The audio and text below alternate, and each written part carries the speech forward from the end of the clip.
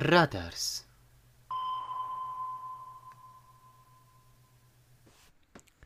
Esiet sveicināti podkāstā Radars, ar jums šodien kopā Robčiks, un, tā kā šī ir bonus sērija, tad vairāk te arī neviena nav. Šodien ar jums kopā tikai es, nav Paulas, nav Monts, viņas šobrīd ir abas divas mums atpūtā, bet es šeit vēl esmu, tāpēc mēs te vēl bišķiņ parunāsim uz vēl vienu sēriju, bonus sēriju. Bet jā, tā tad nav šodien ne fakti, skaitļi vai vēl kaut kas, nav konspirācija teorijas un sazvērstības teorijas, mēs māksim iekšā pa taisno stāstā, kas, ko un kā.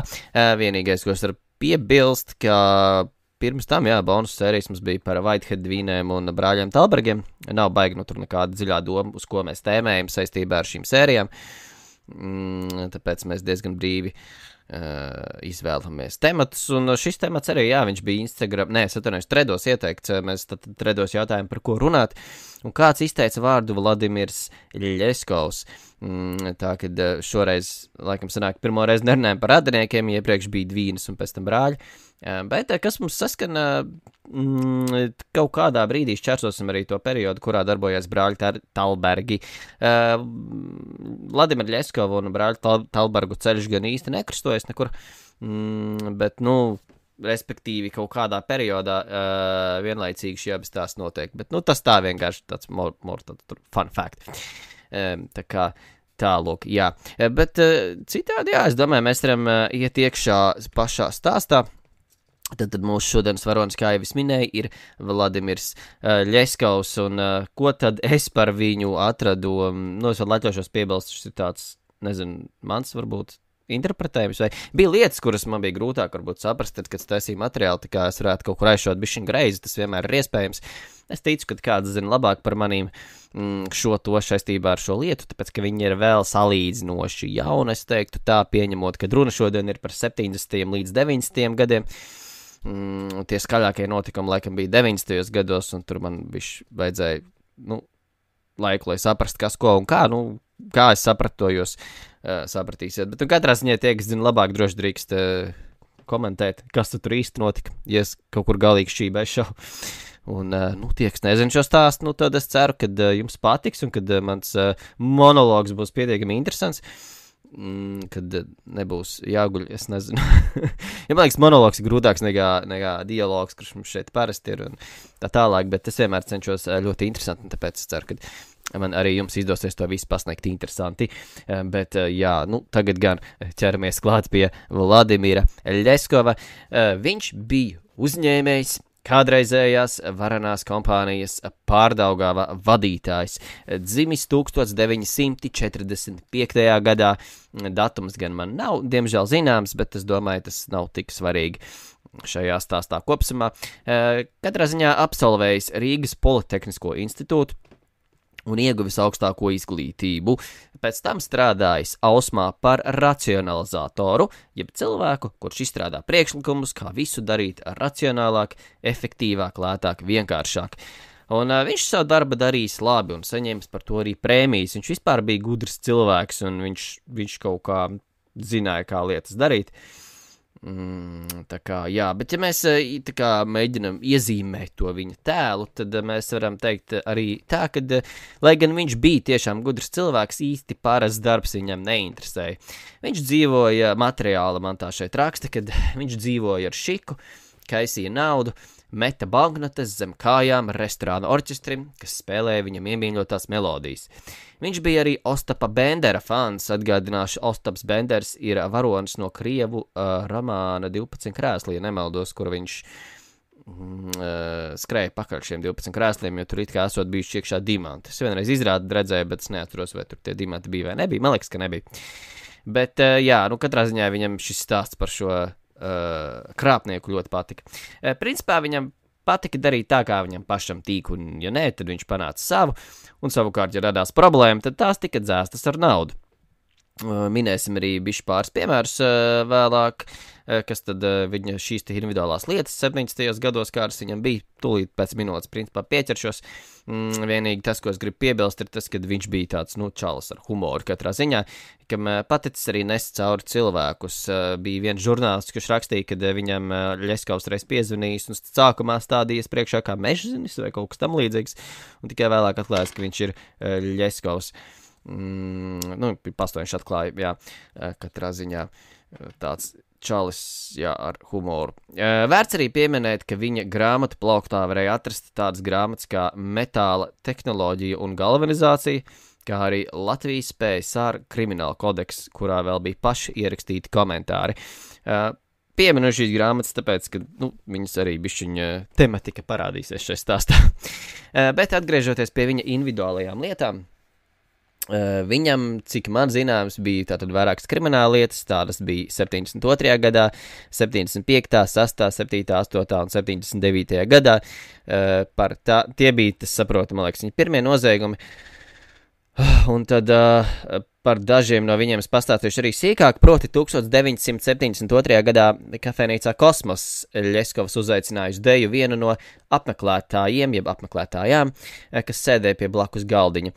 Diemžēl Gaļina atteicās viņu dejot, un Ļeskovs līdz ar to jutās ļoti aizvainots un iesita Gaļinai ar dūri pa seju, nodarīdams vieglas miesas bojājumus. Tālūk, 3 gadus vēlāk, 75. gada 8. maijs, būdams Reibumā, Vaļņu ielā, es nezinu, vai tā ir tagad vēl Vaļņu iela, to es nepateikšu, bet tā laika Vaļņu ielā, Ļeskovs saticis pilsoni Tatjanu, iegrūdis viņu kāda nama kāpņu telpā un mēģinājis izvarot. Tatjana pretojās, Ļeskovs ar roku aizspieda muti un draudēja ar izreikināšanos, bet Tatjanai tomēr izdevās izrauties un aizbēgt. Tomēr rezultātā arī Tatjanai viņš bija nodarījis vieglas miesas nodarījumus. Pēc tam gadu vēlāk, 76. gadā, Ļeskovs par amerikāņu dolāriem veikalā Intūrists nopircis 50 Japāņu saliekamos sieviešu lietu sargus, lai pēc tam tos pārdotu dārgāk. Man te tekstā nav minēts, vai viņam izdevās, bet es pieņemu, ka viņam izdevās. Es nebūtu izbrīnījis, ka viņam tas būtu izdevies. Jā, tāpat Ļeskovs veikalā Rota mēģināja nelikumīgi iegādāties 40 zelta gradzenus.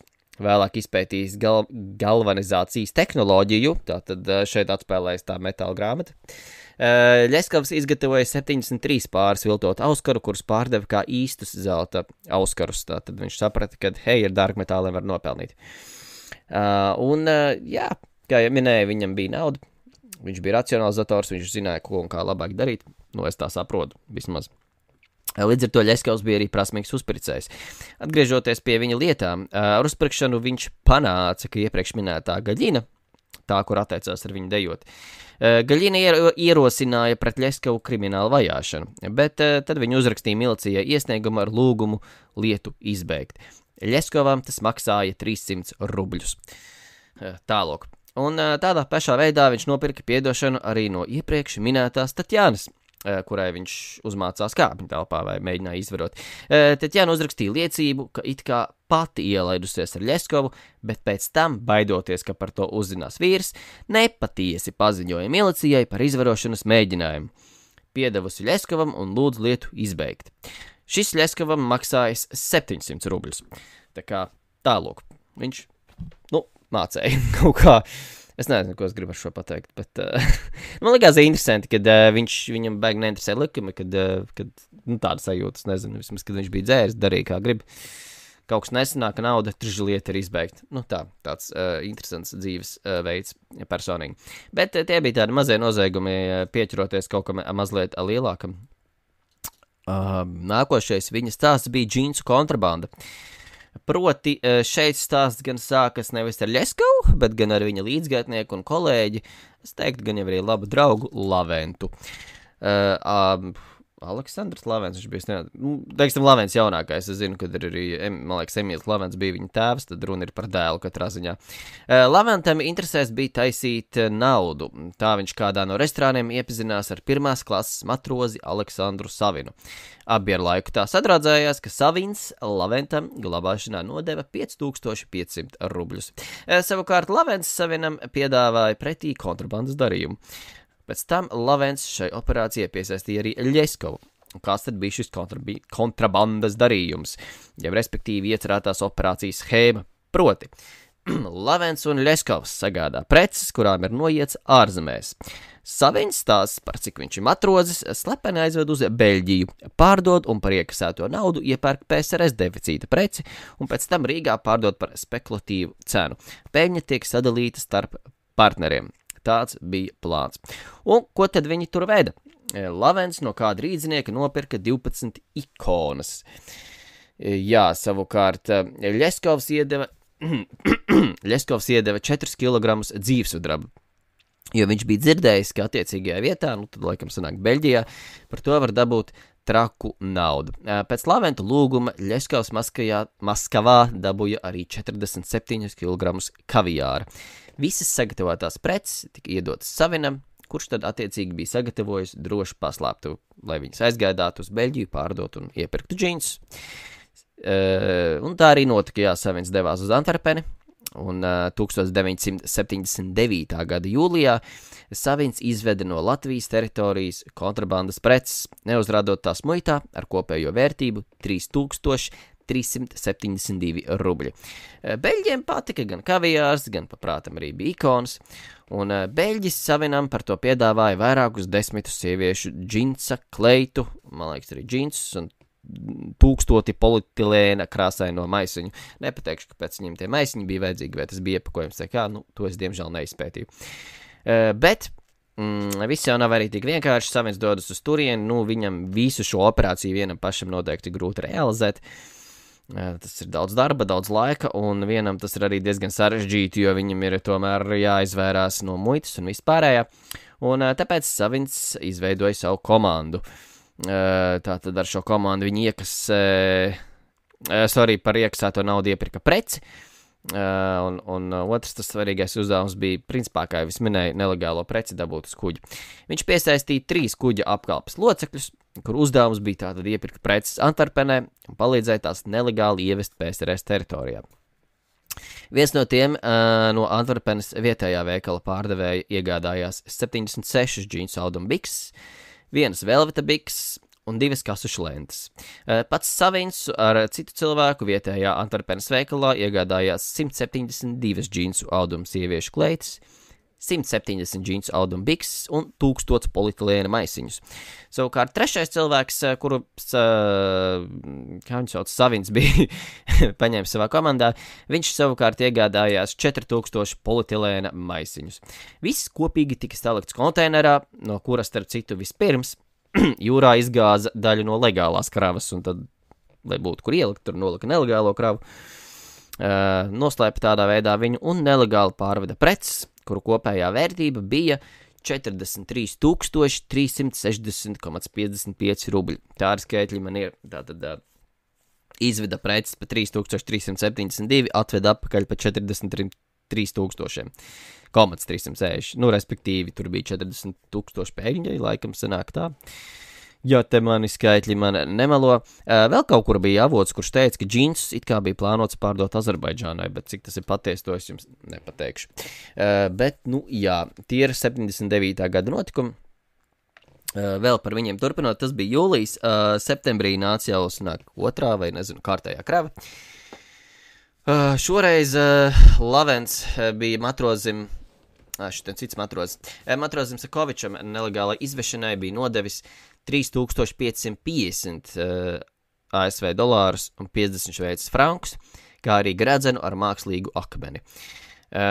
Šis Sakovičs, Ļeskovs un Savins bija vienojušies par tālāku kontrabandas un darbības paplašināšanu, lai kontrabandas ceļā nogādātu ārpus PSRS teritorijas priekšmetus ar antikvāru vai muzejisku vērtību, dārgmetālus, juvelieru izstrādājumus, gleznas, ikonas un ķīmiskas vielas.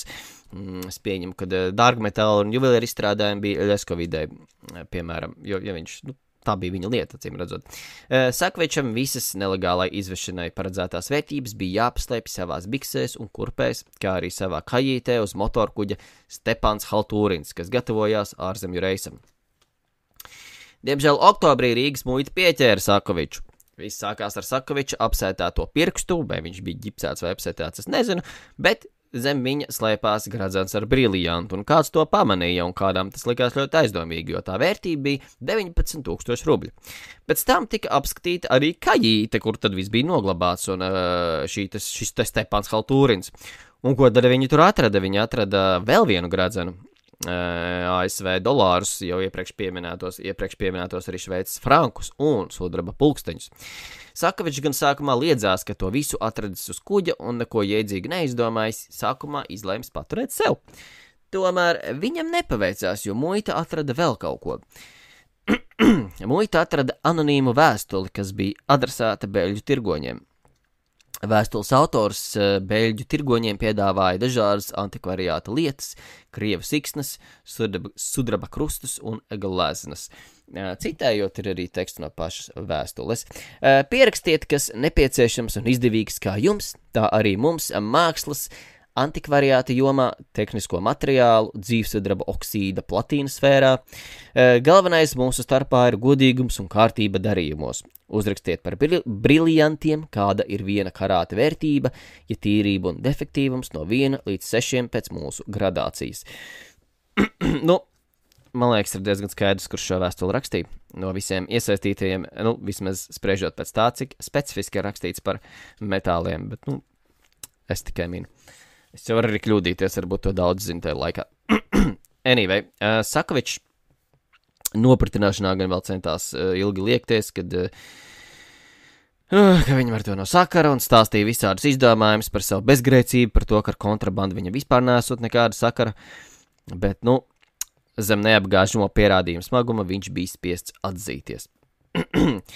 Un tādā veidā Ļeskovs un Lavens tika nostučīti, ja mēs tā varam izteikties, un viņiem nācās stāties tiesas priekšā. Un tā 1980. gadā visa komanda tika sodīta ar brīvības atņemšanu. To starp Lavenam uz 5 gadiem, bet Ļeskovam uz 9 gadiem. Savukārt Savinam 4,5. Es saprotu, ka arī man nav pierakstīts, bet, es lasīju, kad tos pārējos, kas tur bija iesaistīti, loģiski viņus arī apcietināja, varbūt kādam tur bija, kurš tur, nezinu, tīri varbūt skatījās no malas vai kādam bija tur nosacīts sods, bet, principā, ja viņus visus tos iesaistītos iesēdināja, vienkārši te es uzsvaru stāstu uz tiem galvenajiem cilvēkiem, kas šajā gadījumā kontrabandā bija tie 3 aizsācēji, Lavens, Ļeskovs un Savins. Nav man info, cik iedeva Sakovičam, bet, es saprotu, ka viņš arī bija cietumā aiz restēm. Kas tad notika cietumā? Ļeskovs cietumā kopumā pavadīja 8 gadus, man tā šeit stāsta. Pats stāsta, ka sēdējis pie pirmā galda un cietumā paspējis izteikt 72 racionalizācijas priekšlikumus. Ziņas par viņa talantu un izgudrojumiem nav tukša fantāzija, tā man šeit raksta, jo Ļeskovs tiešām bija talantīgs cilvēks ar inženieru domāšanu, ātra lietu uztver un reālu skatu uz dzīvi. Veids, kā viņš veidoja savu biznesa impēriju, gan, diemžēl, bieži nebija likumīgs, bet viņš bija gudrs cilvēks. Tāpat pats Ļeskovs apgalvoja, ka, būdams cietumā, viņš nav sēdējis rokas klēpī salicis, bet gan iznācis no turienes ar 30,000 kabatā.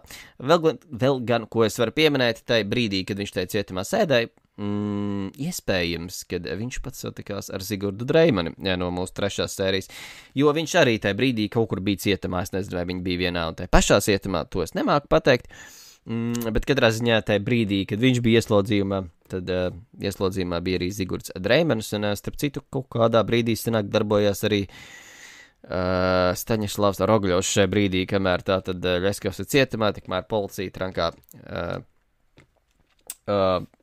Rogļovu sajauc uzvārdus. Bet jā, tāds vienkārši fun fact, timeline, bet labi runāsim latviski. Interesants fakts, laika joslas vienkārši tāda salīdzināšana, kas tad kurā brīdī notiek. Bet jā, tā tad, kā jau Ļeskovs mums teica, viņš ir cietumā labi pastrādājis, viņš iznāk ar naudu, un ko tad viņš dara tālāk?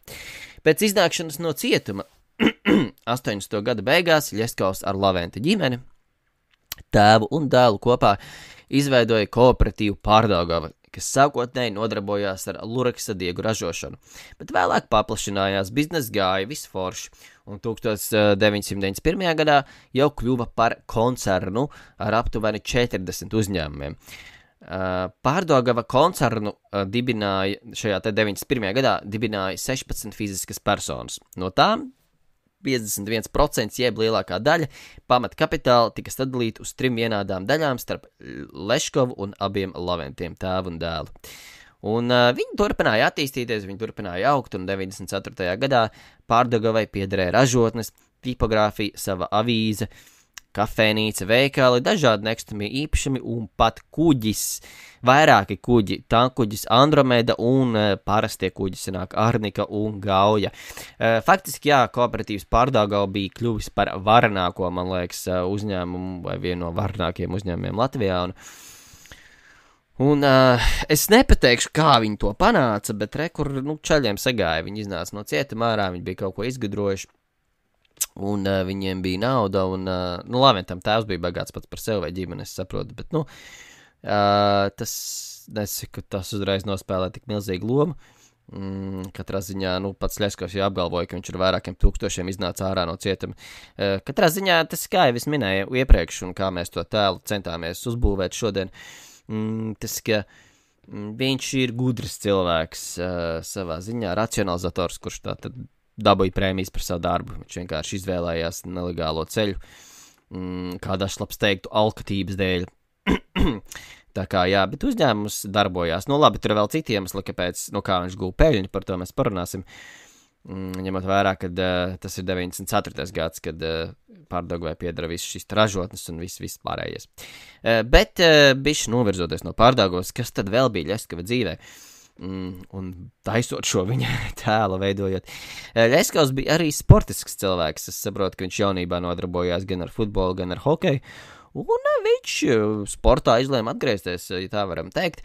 Proti no 1990. līdz 95. gadam, principā sanāk tikko iznākot no cietuma, viņš kļuva par Latvijas futbola federācijas pirmo prezidentu un bija viens no pirmiem uzņēmējiem, kurš akcentēti parādījās TV ekrānos tieši ar Latvijas valsts karogu fonā. Kā jau minēju, spēlēs futbolu un hokeju arī Rīgas Lokomotīvē, savukārt futbolu Latvijas jaunatnes izlasē, tāda man ir informācija. 92. gadā, kad tātad viņš bija šis te Latvijas futbola federācijas prezidents, 92. gada vasarā Ļeskova kongresā Ņujorkā esot izdevies pierunāt FIFA prezidentu Avelanžu ļaut Baltijas valstīm spēlēt 94. gada pasaules čempionāta kvalifikācijā. Tātad kaut kādā mērā mēs varētu teikt, ka patiesībā Ļeskovs uz Latviju atveda pasaules čempionātu futbolā, jeb šo te kvalifikāciju, lai viņam, tiktu iekšā šajā turnīrā. Un Latvija gan, diemžēl, nekvalificējās fināla turnīram, savā grupā paliekot 5. vietā no 6, aiz muguras atstājot Albāniju vienīgi, bet starp citu 4. vietā palika Lietuva. Tā kā tālūk, jā, un es neatceru, kas vēl bija grupā, bet pirmie palika Spānija, kas nozīmē to, kad uz Latviju, kad tas sanāk 94. gadā brauc Spānijas izlases spēlēt futbolu, kas, man liekas, ir diezgan liels notikums sporta pasaulē, ņemot vērā to, ka Spānija tomēr ir futbola lielvalsts, es nezinu, cik tajā laikā, bet es gribu pieņemt, ka jā. Bet katrā ziņā mēs varam teikt, ka to panāca Ļeskovs, un pēc tam Latvija arī brauc uz Spāniju spēlēt futbolu. Tās Latvijā bija laikam vēl ok spēle, tur bija tikai 0-1, man liekas, zaudējums, bet Spānijā jau bija 0-5. Bet, katrā ziņā tas bija ļoti liels notikums, ko panāca. Es gribētu domāt, panāca Ļeskovs.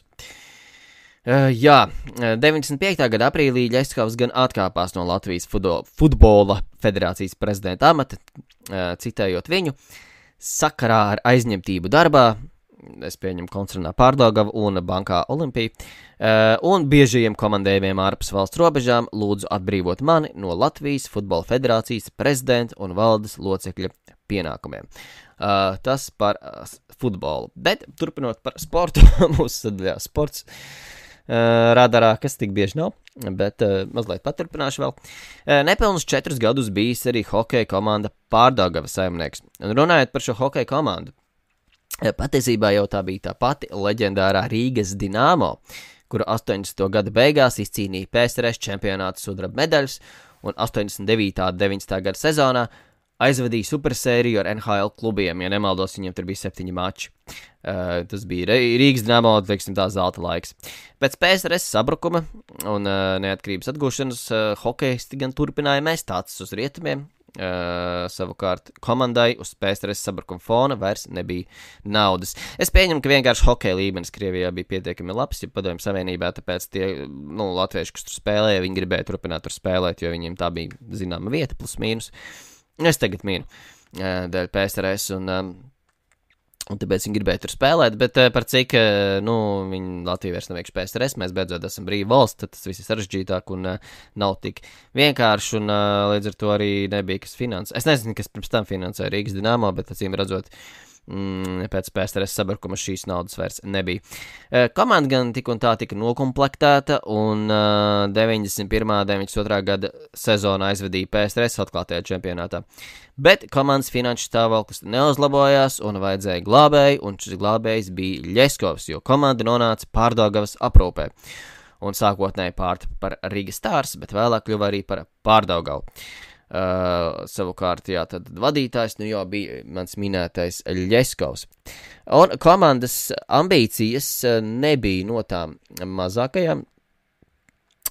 Sekundīti. Tika sapulcēti jau diezgan zināmi bijušie Latvijas izlases hokejisti. Es vienkārši esmu hokeja fans, tāpēc uzsvaru šo visu. Bet katrā ziņā tie, kas sako līdz hokejam, tad šajā klubā spēlēja tādu uzvārdu kā Ābols, Ņiževijs, Ignatovičs, Macijevskis, Laviņš, Ciprus, Kerčs, Tambijevs, Beresņevs, Klodāns. Tas ir viens stāsts, otrs, ko mēs varam pieminēt. Šis te klubs tā laika jaunajiem spēlētājiem, piemēram, Ābolam, tur Laviņam, Krastiņam, šis bija nozīmīgs solis karjerā, jo viņiem bija iespēja spēlēt augstu līmeņu hokeju Krievijā un vēlāk, piemēram, doties spēlēt uz ASV. Piemēram, pēc to izdarīja Rodrigo Laviņš, kurš diemžēl netika līdz NHL, bet savukārt iekš NHL tika iepriekš pieminētais Kārlis Krastiņš, kurš ierakstījies līgas vēsturē kā dzels vīrs, nospēlējot, ja nemaldos, 495 spēles pēc kārtas. Vai arī tas bija tas rekords, kas viņam jāpārspējas, tagad neatceros, bet katrā ziņā viņš nospēlēja vismaz tajā laikā, es tagad neesmu pētījis, vai tas rekords vēl ir, vai viņš pārspēts, vai viņš nav pārspēts, bet, katrā ziņā tajā laikā, kad viņš uzstādīja, viņš bija nospēlējis visvairāk spēles pēc kārtas no visā NHL vēsturē. Un runājot par Krastiņu, nesen starp citu lasīju arī viņa grāmatu, 37 stāsti par Kārlis Krastiņu, un arī tur bija ieraksts visticamāk par Ļeskovu, proti laikā, kad Krastiņš spēlējis un trenējies Pārdaugavā, viņš reiz kādā bārā ticis apzagts. Ja nekļūdos, tad tieši kaut kas no hokeja inventāra arī ticis nozagts, jo par to tika ziņots kluba vadībai. Kas visticamāk, tā tas nāk Ļeskovam. Un interesanti, pēc 1 vai 2 dienām Krastiņa mantas esot atrastas un atgrieztas klubā. Grāmatā bija arī komentārs, tas laikam tāpēc, kad vadība bija saistīta ar kriminālajām aprindām. Ja es tagad nekļūdos, jo tā grāmata man vairs nav. Es viņā devu atpakaļ, bet kaut kāds tāds teikums tur bija. Un runājot par pašu Pārdaugavu, pirmās sezonas komandai bija pat salīdzinoši ieņemot 6. vietu grupā, bet pēc tam viņiem vairs tik labi negāja, un tur bija komandas iekšējās problēmas, man liekas, arī ar treneriem. Tāpat komandai ar laiku atkal parādījās finansiāls problēmas, un vadošie spēlētāji atteicās spēlēt. Kaut kur bija rakstīts, kas tur bija tie top 4 spēlētāji, kad viņi jau sāka skatīties citām pusēm. Es viņus nenosaukšu, bet cik es atceros, man liekas, viens no tiem bija Ignatovičs. Tā kā tālāk, jā. 95. gadā šī komanda diemžēl sabruka un beidza pastāvēt, jo tur radās problēmas arī ar Pārdaugavas pašu koncernu. Un atgriežoties pie Pārdaugavas, lai aizsargātu savu šo te lielo biznesu, kas viņiem attīstījās, jo biznes bija patiešām liels, Ļeskovs piesaistīja boksa klubu Forums sportistus, kas vēlāk izveidoja Pārdaugavas apsardzes vienības. Šīs apsardzes vienības kļuva vēlāk par pamatu noziedzīgiem grupējumam Pārdaugava, kuri nodarbojās ar reketu un jumtu noteikšanu. uzņēmumiem. Jā, gāja pie uzņēmumiem, teica, es esmu tavs jumts, tu man tagad maksā. Grupējuma vadonis esot bijis Ļeskova draugs Boris Raigorodskis. Šis jau ir tātad trako 90. laiks, mežonīgie rietumi. Grupējums bija ļoti aktīvs un iespējams pat spēcīgākais grupējums Latvijā reketa laikā, kā līdzvērtīgi tam uzskatīja tikai Haritonova grupējumu. Cik man zināms, tad abiem grupējumiem Pārdaugavai un, ja mēs tā varam saukt viņus Haritonoviešiem, bija sastarpēja noruna to, lai, kad viņu ceļi nekrastosies. Raigorodskijam un attiecīgi, laikam sanāk, Ļeskovam piederēja Pārdaugava, savukārt otrs krasts, Rīgas krasts piederēja Haritonovam. Taču bija arī kāds, kuram Pārdaugava bija šķērslis, un tas kāds bija Aleksandrs Gičenko, jeb tautā zināms arī kā Hitlers. Mazliet bišķi par reketu paturpināšu kā tādu, vienkārši iezīmējot, kas tas īsti bija. Es zinu, ka mēs par šo runājām, bet, vienkārši tādai atsvaidzināšanai varbūt. Kā jau es minēju, reketa laiks ir zināms ar to, ka pie uzņēmumiem brauca bandas un sniedza jumta pakalpojumus. Proti, tā ir valsts ir tikko atguvusi neatkarību šajā brīdī, kas ir ļoti interesants periods daudziem, tā skaitā arī kriminālajai pasaulē, un tad ir viens no veidiem, kā policijas, tātad, kā jau mēs runājuši par šo policijas vienības, man liekas, nebija tik ļoti attīstītas, un līdz ar to varēja attīstīties noziegumi. Tur vēl kaut kas apakšā, es tagad aizmirsu, kas tur bija vēl viena lieta. Tos, diemžēl, nepateikšu, bet, jūs gan jau paši zināt, tie, kas zina. Bet, jā, katrā ziņā noziedzības līmenis bija augstāks nekā policija to spēja apkarot, un tāpēc bandas, principā, jau pašas bīdīja lietas. Un gāja pie uzņēmumiem un teica, ka daļa tavas peļņas iet mums, vai arī tevi, vai tavu ģimeni sagūsta. Ja sākotnēji bandas pieprasīja atmaksāt uzņēmumu esošo parādu, es biju dzirdējis reāli, ka viņi bija pat sarēķinājuši un bija atnākuši pie tevis uz uzņēmumu un teikuši, hei, tu esi parādā tik un tik, tu samaksā mums un viss ir, kārtībā, bet laikam laikus, kad viņi tā kā ir parādu piedzinēji, kuriem laikam piemaksā vai samaksā to sodu, es nezinu, bet jā. Tad, ja sākotnēji viņi pieprasīja atmaksāt esošo parādu, tad vēlāk jau tev varēja pieprasīt vairāk naudu tikai tāpēc, ka tev varējoši biznes. Jo tas nebija vienreizais maksājums, es saprotu, pie tevis nāca katru mēnesi, un tu zināji, ka kaut kādus, katram uzņēmumam tas bija atšķirīgi, man liekas, attiecīgi no tā, cik viņi tur bija, pelnoši tie uzņēmumi, kādam tur 20% no peļņas prasīja, kādam 40%, nezinu, tur no peļņas prasīja, tā kā devai tas iet uz jumtu. Jā, tādā veidā izveidojās vairākas šīs bandas, kas sadalīja savus rajonus, savus jumtus, savus uzņēmumus, un, protams, kad arī karoja savā starpā, jo loģiski, ka katrai bandai gribējās labākos jumtus, un bija tur gadījumi, kad pie viena uzņēmuma nāca dažādas bandas, un savā starpā mēģinās sadalīt, kurš tad būs jumts, jā, tas ir mūsu, bet citi mēs bijām pirmie, tā kā, jā, bija tur savā starpā arī karš un gāja diezgan trāki. Ja Pārdaugava un tātad, kā es minēju, Haritonovieši it kā visi bija sadalījuši, tad Gičenko problēma bija tāda, kad Pārdaugava bija izdomājuši, ja viņi nevar iet pāri Daugavai, viņi var iet pāri Lielupei, un viņi bija iegājuši Jūrmalā. Gičenko pēc iznākšanas no cietuma, starp citu, notiesāts par sievas izmešanu no dzīvokļa loga un nogalināšanu. Šitā mēs arī minējām te vienā sērijā. Bet respektīvi, tas ir 92. gads, man liekas, vai kaut kāds 91. Te brīdī Gičenko iznāk no cietuma, bet te brīdī, kad viņš iznāk, tad jau viss šis reketa laiks ir sācies, viņš ir tādā reketa laika vidū.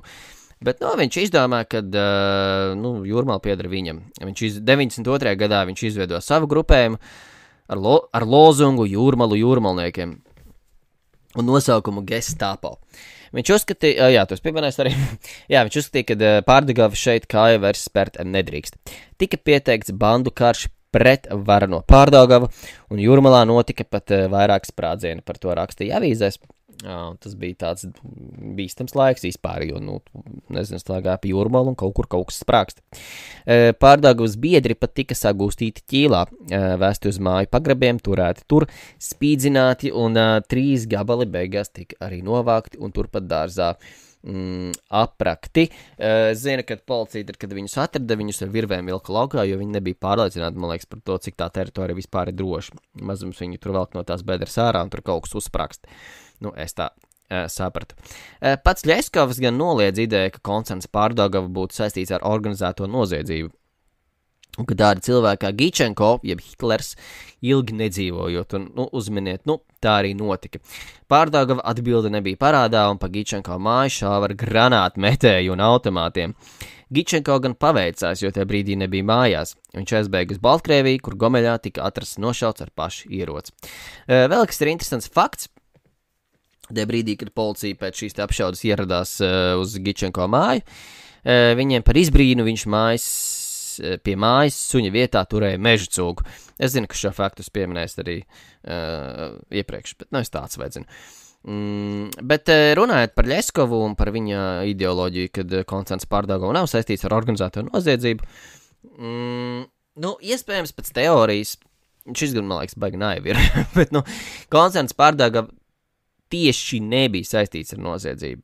Koncerts kā koncerts. Tas bija vairāk šis te Raigorodska grupējums, kurš bija radies no koncerna, un līdz ar to viņiem bija tāds pats nosaukums Pārdaugava. Un tie bija vairāk viņi nekā pats Ļeskovs. Bet, Ļeskovs ar Raigorodski jebkurā gadījumā bija draugi, tā kā, jā. Ļeskovs pats presē gan atzina, ka savulaik ir nodarbojies ar huligānismu un schēmošanu. Tātad visticamāk viņš runā par šo te džinsu kontrabandu, bet viņš ļoti bieži noliedza koncerna Pārdaugavas saistību ar kriminālo pasauli, un viņš tika patiesībā ļoti aizvainots, kad presa viņam to pieminēja un presa to rakstīja. Un viņš vienmēr teicās, nejauciet tās divas lietas kopā. Pārdaugavā biznes esot legāls, tā saka Ļeskovs, un viņš visu laiku par to cīnījās, lai to visu tā nejauktu kopā. Tālūk runājot par Pārdaugavu, bet vēl kāds iemesls, kāpēc Pārdaugava bija tik spēcīga, iespējams, kur viņiem bija finansējums, tas bija ne tikai jumti. Es gan te iespējams biju šāds kopā atkal koncernu ar noziedzīgo grupēm Pārdaugavu, bet es pieņemu, ka viņi bija tomēr kaut kādā veidā saistīti. Koncernam Pārdaugavam bija saistība ar Banka Baltija un Banka Olimpija, proti 90. gadu sākumā pēc neatkarības atgūšanas. Ļoti populārs kļuva banku biznes, jo mainot valūtu, pieņemot noguldījumus un solot par to milzu procentus, ātri varēja tikt pie turības un ietekmes. Banķierī nē, bet visādi cilvēki veido savas bankas, tad piedāvāja, kad pie viņiem var nopelnīt uz baigiem procentiem, un cilvēki nāca un lika iekšā savu naudu. Un, banku dibinātājiem no valsts vispār nebija nekādas baigās īpašās prasības saistībā ar šīm komercbankām, un tās varēja diezgan brīvi darboties.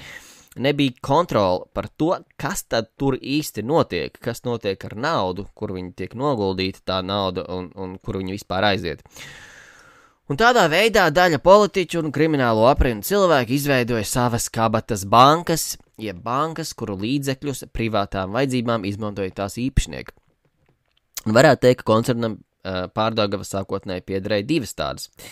Jau mūsu iepriekš pieminētās. Tad viena no galvenajiem bankas, tātad Banka Baltija, Banka Olimpija, un Pārdaugava bija viens no Bankas Baltija dibinātajiem, ieguldot 60% no bankas sākotnējā kapitāla. Arī Banka Olimpija kontrolē Pārdaugava, lai gan tā, es saprotu, oficiāli nekad nebija bankas akcionārs. Liela daļa akciju piederēja Pārdaugavas kontrolētām firmām, kuras iespaidoja bankas darbību un stratēģiju. Un Bankas Olimpija galvenais vadītājs bija Ļeskovs, jo šīs Pārdaugava kontrolētās firmas pieder Ļeskovam. Tātad, saprotu, ne pats koncerns, bet tātad Ļeskova attiecīgās firmas bija tās, kurai piederēja lielākā daļa akcijas, un pats Ļeskovs arī kļuva par Bankas Olimpijā vadītāju. Savukārt Banka Baltija kaut kādā mērā piederēja vairāk Laventam. Viņš oficiāli skaitījās kā uzraudzības padomes priekšsēdētājs. Abas bankas, Baltija un Olimpija, kā jau principā minēts, piedāvāja tautā liels procents naudas ieguldīšanai.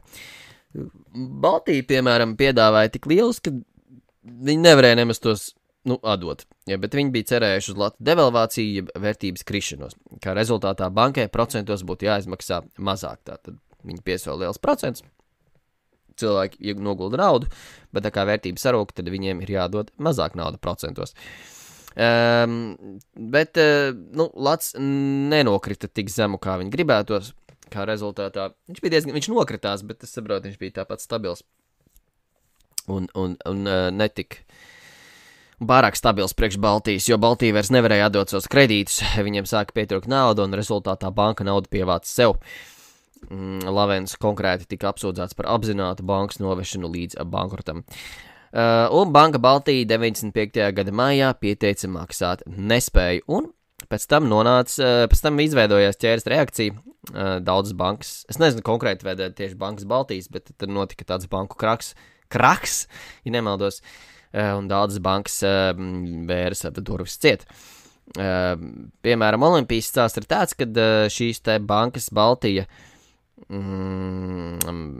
aizvēršanās, viņu stāsta par to, ka šis iedzina tautu mazliet panikā, jo tauta saprata laikam, ka nav droši likt naudu bankā tajā laikā vai kaut kā tā, un tad viņi skrēja ņemt savas naudas ārā no bankām, tā skaitā Bankas Olimpija, kurā arī, kā jūs minēja, līdzīga stratēģija, augsta procenti, piesaistīja cilvēku naudu, bet Olimpijai nebija pietiekami līdzekļi, jo ko dot cilvēkiem atpakaļ, ko viņi gribēja ņemt, jo liela daļa bija aizgājusi uz Ļeskavu uzņēmumiem, un es pieņemu arī sporta klubu Pārdaugavu. Un nedaudz vēlāk, līdz ar to beidz pastāvēt gan Banka Olimpija, gan koncerts Pārdaugava, gan hokeja klubs Pārdaugava. Savukārt Ļeskavs metās bēgt. Jā, pastāv iespēja, ka šis te skaistais sapnis, bet man ļoti patīk tā ideja par hokeja klubu Pārdaugavu, ka viņi centās izveidot labu klubu, tur spēlē labi spēlētāji, un tas viss, protams, maksā naudu uzturēt hokeja klubu, tam vajag sponsors. Un es saprotu, ka klubam bija 4 galvenie sponsori, kas, starp citu, bija koncerts Pārdaugava, tad bija Banka Olimpija, bija arī Sporta pils, un bija 4. sponsors, bet diemžēl neatceros kas.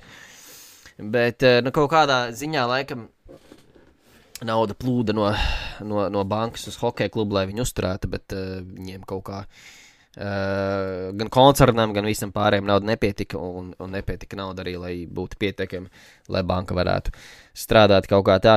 Mēs varam, protams, arī teikt, ka vienkārši Ļeskavs izzaga to banku, jo, kā jūs minēju, nekas tur baigi netika kontrolēts, un viņš vienkārši, cilvēki izdomāja, iepelnīšu naudas procentiem, iedeva naudu Ļeskavam, un Ļeskavs šo naudu pievāc vienkārši sev, aizsūtot uz saviem uzņēmumiem to visu. Bija gan arī tāds teksts, ka 95. gadā Pārdaugava, ja šeit Pārdaugavas uzņēmumi savas akcijas bankai pārdeva, tādā veidā dzēšot savus parādus un zaudējot pilnīgi kādu kontroli par Banku Olimpiju. Bet, Banka Olimpija tāpat diezgan drīz beidz pastāvēt, man liekas, ka ja Banka Baltija beidz pastāvēt maijā, tad jūlijā jau beidz pastāvēt Olimpija. Ja es tagad nejaucos ar informāciju. Tā kā tālūk. Bet pirms Ļeskavs bēga prom, ir vēl viens interesants fakts, ko ir vērts pieminēt, un tas ir G24 kredīts. Proti 92. gadā Latvijas vadītājiem nāca tāda ideja, kad valstī, kas ir tikko ieguvusi neatkarību, ir baigi svarīgi uzturēt attiecības ar starptautiskajām finanšu organizācijām. Šī ir pat ne tikai nepieciešamība, bet pat diezgan neizbēgams scenārijs, tā uzskatīja Latvijas valdība tajā brīdī. Un līdz ar to, interesanti, Latvijas valdība no Latvijas bankas pat bija aizņēmusies aptuveni 2 miljardus rubļu, jo valsts īpašumā esošie lauksaimniecības produkcijas pārstrādes uzņēmumi bija parādā lauksaimniekiem. Savukārt lauksaimniekiem nebija naudas degvielai priekš pavasaras sējas. Tāpat arī liela daļa rūpniecības uzņēmumu nespēja savu kopā galus, tāpēc valsts budžets bija diezgan sliktā stāvoklī un bija vajadzīgs papildus finansējums. Līdz ar to Latvijas valsts pieteicās G24 kredītam, jeb ārvalstu kredītam, ar mērķi sakārtot valsti. Šo kredītu piešķīra, man liekas, Zviedrija, Somija un ASV, neesmu pārliecināts, bet pat 3 valstīm tika kopā savākti 73,4 miljoni ASV dolāru kredīts, un šis kredīts gāja gan lauksaimniekiem, gan degvielai, un to sākotnēji pāraudzīja Latvijas valdība un Latvijas banka. Jā, prioritāte bija lauksaimnieki un degviela, bet, attiecīgi, protams, arī rūpniecības uzņēmumi. Un tā pirmā doma it kā bija laba, sākumā viss tika diezgan kontrolēts, bet tur arī visādi interesanti gāja. pašiem lauksaimniekiem naudu, nu, tā vienkārši nedēļa. Tur bija organizācijas apakšā gan benzīnam, gan kam vēl labībai, ne, kas bija otra lietas, neatceros, bet tur bija attiecīgās organizācijas, kurām nav tika pārskaitīti, un tad viņas darbojās tālāk. Neteiksim, ka tur baigi veiksmīgi viss aizgāja, jo tiem, kas, piemēram, kas pārdeva benzīnu, viņi izdomāja, ka viņi benzīnu pārdos dārgāk, degvielu pārdos dārgāk nekā, laikam, vietējie vai kā. Un līdz ar to lauksaimnieki viņi īsti nepirka to degvielu, kas bija paredzēts, kur bija iepirkta pa šo te G24 kredītu, viņi pirka pa savam kaut kā, un līdz ar to šis piesprietais kredīts baigi, nē, šī degviela, kas tika nopirkta pa šo kredītu, baigi daudz negāja. Bet, nu, jā, katrā ziņā vienā brīdī, es nepaskaidrošu, kāpēc, bet Latvijas valdībai radās doma, ka šos te kredītus varētu uzticēt komercbankām, kurus tad valsts vietā varētu uzņemties aizņēmumu atdošanas garantijas, respektīvi, nu, kaut kā acīm redzot, Latvijai bija grūti atrast kādu, kurš tam visam izsako, vai bija grūti izsakot, un to atbildību viņi vienkārši izlēma uzticēt komercbankām, bet, nu, jā, rezultātā 93. gada septembrī tika lemts, ka 21 miljonus no šiem te 73, 21 miljonus ASV dolāru tiks, nu, viņu izsniegs 16 bankas, to skaitā arī Pārdaugavai piedrošās banka Olimpija un banka Baltija. Un kad vēlāk tika pētīts, kur taču šis kredīts ir aizceļojis, tad atklājās, ka daļa no kredītiem ir aizgājis uz privātām rokām. Un daudzi tur schēmoja patiesībā. Un, nu, tā kā ja mēs runājam par Ļesko, viņš noteikti nebija vienīgais. Bija vēl cilvēki, es tagad nepateikšu uzvārdu, bet man bija, bet es aizmirsu. Tad laikam nav vērts. Bet es zinu, ka bija vēl viens čalis, kurš aizņēmās kredītu. Vjačeslavs Goilo tas bija, vat. Jā, piemēram, Vjačeslavs Goilo, bet viņš, piemēram, tika iesēdināts un vēlāk tika... Viņš bija pirmais, kuram bija sava mājaslapa, kā noziedzniekam, ar saukli, kad pienāks tas, kam ir jāatnāk vai kaut kā tā. Un viņu iesēdināja cietumā, vēlāk viņš, man liekas, no tā cietuma izgāja ārā, bet tad viņu nošauja savā kāpņu telpā, bet Vjačeslavs Goilots ar kaut kādiem uzņēmumiem kaut ko arī bija tur safierējis, kad viņš arī kaut kādu daļu naudas dabūja. Tur bija vairāk cilvēki, kas tika pie šīs naudas. Bet runājot par Ļeskovu, jā, 98. gada jūlijā prokuratūras rīcībā bija pierādījumi, kad pie Ļeskova ir aizgājuši, Ļeskovs ir izkrāpis 2,5 miljonus ASV dolāru. Un tāpatās viņa, pie viņa no šī kredīta skaidrā naudā ir atnākuši, viņš ir saņēmis 688,000 ASV dolārus. Bet tas ir 96. gada jūlijā, 95. gada martā Ļeskovs jau bija paspēdis aizbēgt uz Maskavu. Raksta tā, ka Ļeskova nokāpšanai no skatuves Latvijā bija virkne iemeslu. To skaitā vairākas skaļas līdzgaitnieku iesēdināšanas, un šķelšanās pašā Pārdaugavā, un vēlāk arī Pārdaugavas sabrukšana. Par līdzgaitnieku iesēdināšanu runājot, es domāju, ka tas ir tas pats Lavens, Raigrods, man liekas, arī tika iesēdināts toreiz, un iespējams runa ir arī par Haritonovu, kuru arī toreiz iesēdināja, vēlāk gan viņu, man liekas, priekšlaicīgi izlaida ārā, bet Ļeskovs katrā ziņā izvēlējās dziļākos riskos iekšā nelīst, un kā viņš pats teica kādā intervijā, es teikšu atklāti, ka nevēlos nonākt Latvijā, Haritonovu un Laventa vietā. Tā viņš bija teicis žurnālistiem. Un metās bēgt, bet te brīdī, kad tiesības sargājošās iestādes tika līdz bankai Olimpija, viņi konstatēja, ka Ļeskovs savu banku pilnīgi tukšu neatstāja, jo, kad tiesības sargājušo organizāciju pārstāvi atvēra seifu, tur esot bijis tieši 1 ASV dolārs. Pats Ļeskovs gan paspējis aizbēgt, bet tur arī nav viss bijis tik vienkārši. Bet kāpēc to dolāru pieminu, tas atkal atgriežas pie Ļeskova tēla, kad viņam patika es nezinu, kā pateikt, viņam patika piedurties vai kā, es nezinu. Bet katrā ziņā šajā brīdī arī vēl projām viņam patīk joki, un viņš izdomā precīzi $1 atstāt tajā seifā. Tā kā tā. Bet, fun fact, nezinu, interesants fakts. Viņš patiesībā tajā brīdī, kad viņš bēga uz Maskavu, viņš patiesībā tika aizturēts uz Latvijas robežas. Bet īsti nebija formāli iemesli viņa arestēšanai, jo prokurora sankcijas to brīdi vēl nebija saņemtas. Bet viņa portfelī tika atrasti 5 miljoni ASV dolāru. Pieņemu, ka tas ir G24 kredīts, ja tie ir ASV dolāri. Bet, nu labi, viņš arī bankā strādāja, bet, nu labi, viņš bija bankas vadītājs. Bet, katrā ziņā viņam portfelī ir 5 miljoni ASV dolāru, par to ir stāsts. Un to it kā varētu uzskatīt par kontrabandu, bet, vajadzēja oficiāls slēdzienu, tāpēc sakoja zvans uz Latvijas banku, lai varētu saprast, vai to tā drīkst traktēt, bet Latvijas banka to noliedz, kā rezultātā Ļeskavs tika palaists uz Krieviju. Respektīvi, viņi zināja, ka viņu tā kā laist īsti nedrīkst, tas pieņem, bet, nebija legāli iemesli viņu nelaist. Tāpēc viņi palaida viņu uz Krieviju, uz Maskavu, un pēc tam jau vēlāk, kā jau minēja, Interpols izsludināja viņa meklēšanu par šo tā kredīta piesavienošanos par šiem tēm. Cik tur bija? Tie 5 miljoni faktiski. Gan jau, vai es nezinu, kredīts varbūt bija mazāk, bet katrā ziņā tie miljoni. Ļeskavs tika aizturēts gan Krievijā, gan arī Minskā, Baltkrievijā, bet drīz pēc aizturēšanas abos gadījumos tika arī atbrīvots. Savukārt Latvija viņam klāt vairs netika, jo Krievija savus pilsoņus uz pasūtījumu neizdod. Latvija, zinu, ka tur mēģināja un kaut ko rakstīja un teica, ka viņiem vajag Ļeskavu atpakaļ, bet Ļeskavs tiešām ir Krievijas pilsonis un tāpēc Krievija viņu izglāba, sanāk, tā varētu teikt. Par Ļeskavu darbībām Krievijā gan man nav informācijas. Vienīgi fakts, ka sākotnēji uzturējies Maskavā, bet 20 gadus vēlāk, 70 gadu vecumā, Ļeskavs mirst Palaskavā. Pēc nekropole.info ziņām miris 2015. gada 16. jūnijā. Apglabāts gan viņš Rīgā, Ziepniekalna kāpos, tāda informācija vismaz man ir. Tur esot pat piemineklis ir ar visu foto.